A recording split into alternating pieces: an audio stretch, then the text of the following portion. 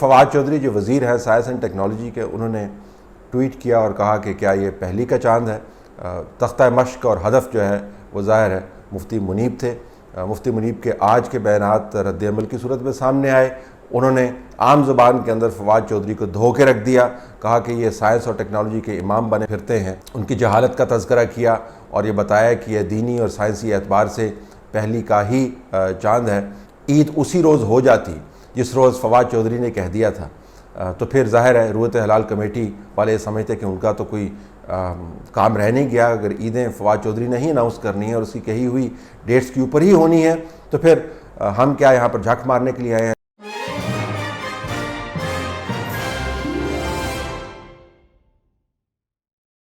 ہم نے اس ملک خداداد میں بہت سے تجربے کیے اور بہت سی ایسی چیزوں کی تباہی کی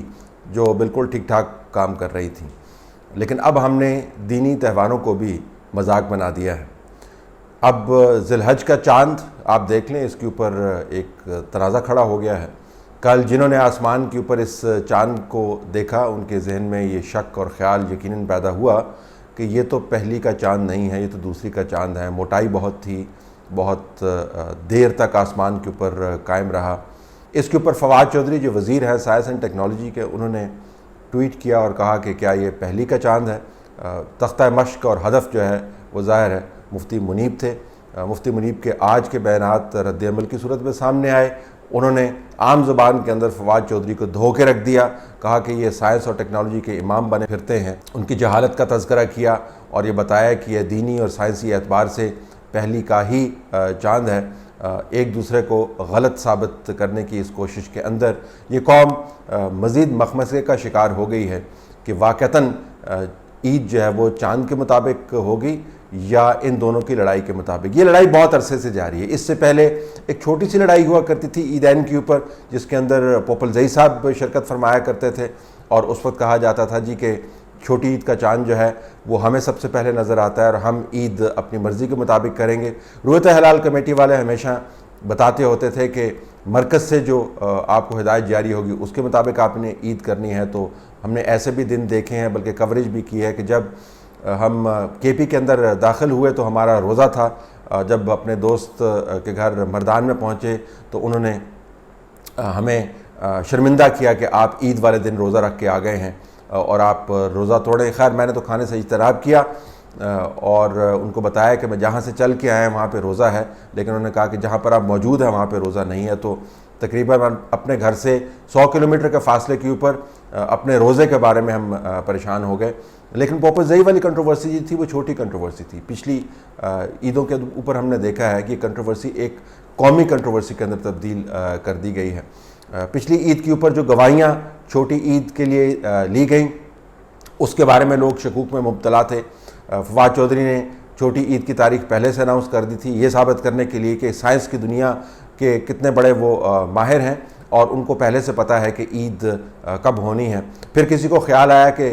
ہماری معلومات کے مطابق کہ عید یقیناً پاکستان کے اندر ایک ہی منانی چاہیے، کیونکہ سر اس سے قومی وحدت میں اضافہ ہوتا ہے۔ دشمن جو ہے وہ بڑا پریشان ہوتا ہے کہ پاکستان کی عید جو ہے تاریخ میں پہلی مرتبہ بہت عرصے کے بعد ایک ہی مرتبہ منائی گئی، تو ہم کچھ ایسا کریں کہ عید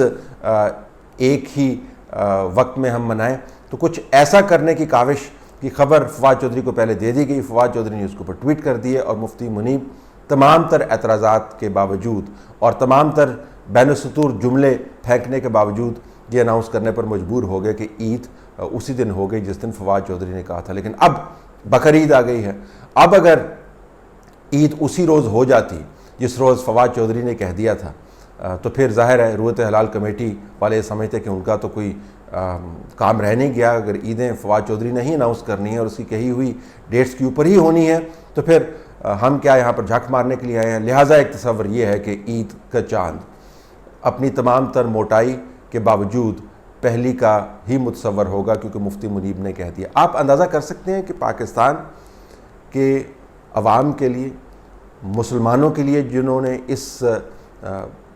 ملک کو اپنا گھر بنایا ہوا ہے، یہ کتنی بڑی تکلیف کی بات ہے کہ ہزاروں سال پہلے سے طے شدہ وہ معاملات جو مقدس ترین دنوں سے متعلق ہیں، جو بہترین دنوں سے متعلق ہیں، جو ہمارے بہترین تہواروں سے متعلق ہیں، کیسے ایک فٹ بال بن گئے ہیں فواد چودھری اور مفتی منیب کی آپس کی لڑائی میں، اور کس طرح اس ملک کے مسلمانوں کی قسمت ان دنوں کے اعتبار سے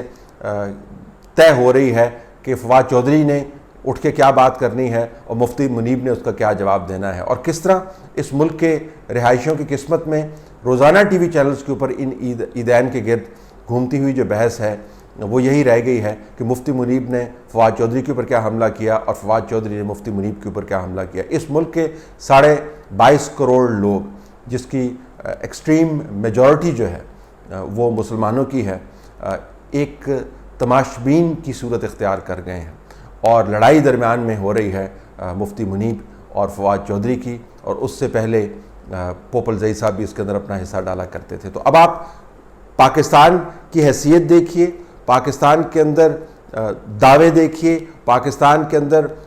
لوگوں کی عقیدت اپنے مذہب سے دیکھیے، ان عیدین کی آپ اہمیت مذہبی طور پر اور معاشرتی طور پر دیکھیے، اور دیکھیے کہ کن لوگوں کے ہاتھوں میں ان عیدین کا تعین ہے۔ اس کے بہت سارے سلوشن نکالے جا سکتے ہیں۔ ایک سلوشن یہ ہے کہ اگر آپ نے رویت ہلال کمیٹی کو قائم رکھنا ہے تو اس کو سائنٹیفکلی امپاور کر دیں، جس سے مراد یہ ہے کہ مفتیان بیٹھ کے فیصلہ کرتے رہیں، لیکن جو پروٹوکولز ہیں،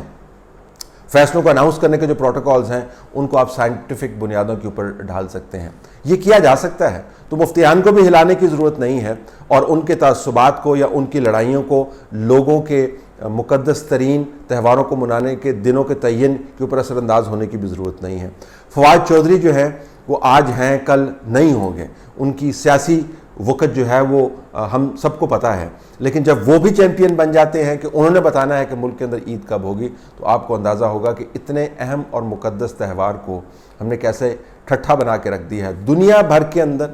آپ کو کوئی اسلامی ملک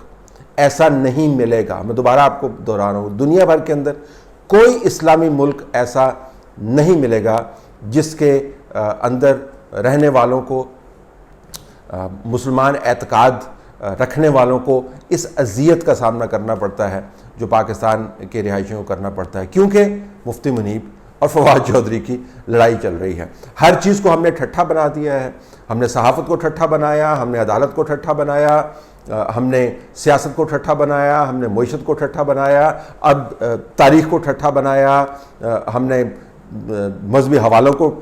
کے اوپر اپنی رائے کا ایسا اظہار کیا کہ لوگ انگشت بدنداں رہ گئے، پریشان ہو گئے کہ یہ حوالے کہاں سے آ رہے ہیں، ان کا کوئی سر پیر نہیں ہے۔ اور اب ہم نے مسلسل 1 نہیں 2 نہیں 3 4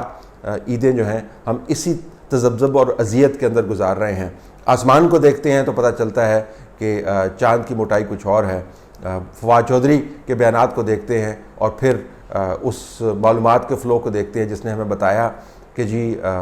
ہم نے چھوٹی عید ایک اس وجہ سے منانی تھی کہ قومی یکجہتی میں اس کا اضافہ ہوگا، تو بلوچستان سے ہم نے جوک در جوک لوگ جہاں پر اکٹھے ہوئے ان کی شہادتیں لے کر، باقی تمام ملک سے جو شہادتیں ہیں ان کو پرے کیں، ان کی شہادتیں لے کے ہم نے عید کروا دی۔ اس ملک کے مسلمانوں کی قسمت کیا یہی رہ گئی ہے کہ وہ مفتی منیب اور فواد چودھری کو دیکھتے رہیں، یا کسی ایسے بچگانہ اسکیم کا حصہ وہ بنتے رہیں ہر سال کہ جس کے ذریعے ہم عید ایک منا کر قومی یکجہتی کو پروموٹ کر رہے ہیں؟ کیا ہم واقعتاً اتنے ہی بے قدرے ہو گئے ہیں کہ اپنی مذہبی تہواروں کو صحیح طریقے سے نہ منا پائیں؟ عید مناتے ہوئے بھی یہ سوچ رہے ہوں کہ نہ جانے عید کل تھی، نہ جانے آج روزہ ہونا تھا، نہ جانے آج بقرعید کا دوسرا دن ہے یا پہلا دن ہے، تیسرے دن اگر ہم نے قربانی کرنی ہے تو کہیں یہ چوتھا دن تو نہیں ہے؟ کیا ہم اسی قابل رہ گئے ہیں کہ ہر سال یہی ہوتا رہا؟ کیا حکومت کے پاس اس کا کوئی سلوشن اویلیبل نہیں ہے؟ بالکل سلوشن اویلیبل ہے، اور سلوشن کی طرف میں نے اشارہ کیا کہ آپ رویت ہلال کمیٹی کو سائنٹیفکلی امپاور کر سکتے ہیں، لیکن یہ نہیں ہوگا ان درجنوں سلوشنز کی طرح جو پاکستان کے اندر ہر گلی موڑ کے اوپر کھڑے آپ کو اپنی طرف توجہ مبذول کروانے کے اشارے کر رہے ہیں، لیکن آپ اس طرف دیکھ نہیں رہے، کیونکہ آپ کی توجہ صرف خود کو طاقت میں قائم رکھنے کے لیے ہے اور روزانہ کا تماشا لگا کر ایک اور مہینہ نکالنے کے لیے ہے۔ اور اس تمام معاملے کے اندر یہ قوم کھجل تو پہلے ہی ہو رہی تھی، اب مذہبی تہوار بھی جو ہیں اس کے اوپر ساری دنیا ٹھٹھا کرتی ہے کہ یہ پاکستانی اپنے مذہبی تہوار کیسے مناتے ہیں۔